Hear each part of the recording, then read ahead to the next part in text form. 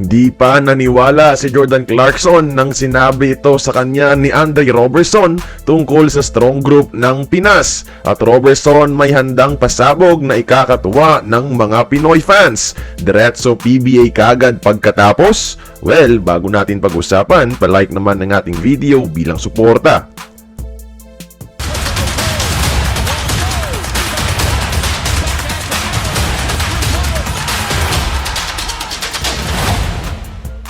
Pamilyar naman siguro lahat sa premier recruit ng strong group na si Andre Robertson, ang arguably the best perimeter defender in the NBA during his prime years sa Swansong seasons ng OKC duo ni Russ at KD.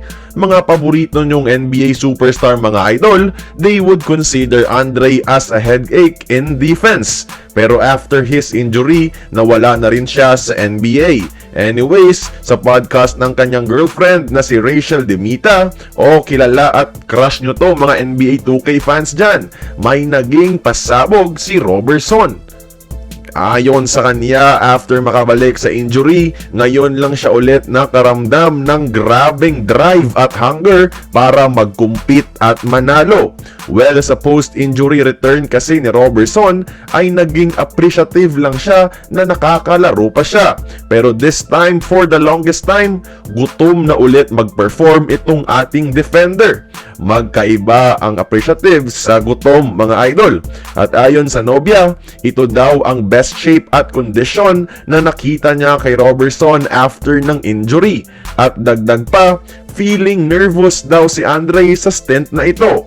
Pero comfort ng nobya, if you're not nervous, you don't care enough. So, parang gusto talaga ni Andre ipanalo to para sa Pilipinas. O diba, words of wisdom. Potex, ang ganda kasi ng podcast mga idol. Ililink ko na lang sa ibaba para maipanood nyo rin. Eto, dagdag ko lang rin ang clip na di makapaniwala at akala pa ni Clarkson na nanggo-good time lang ang good friend nitong si Robertson na maglalaro daw siya para sa Pinas. My side of things, let alone, one of my good buddies, Jordan Clarkson, plays for them in the FIBA, so grew up with him throughout childhood, so kind of helps. They were really excited when you said they thought you were lying at first when you told them you were going.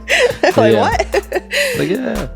At eto ang matinding revelasyon. Sinabi mismo ni Robertson na baka after ng stint niya sa strong group, his first ever international tournament experience ay magre-retiro na siya sa larong basketball para sumubok ng other good things in life. Ika nga.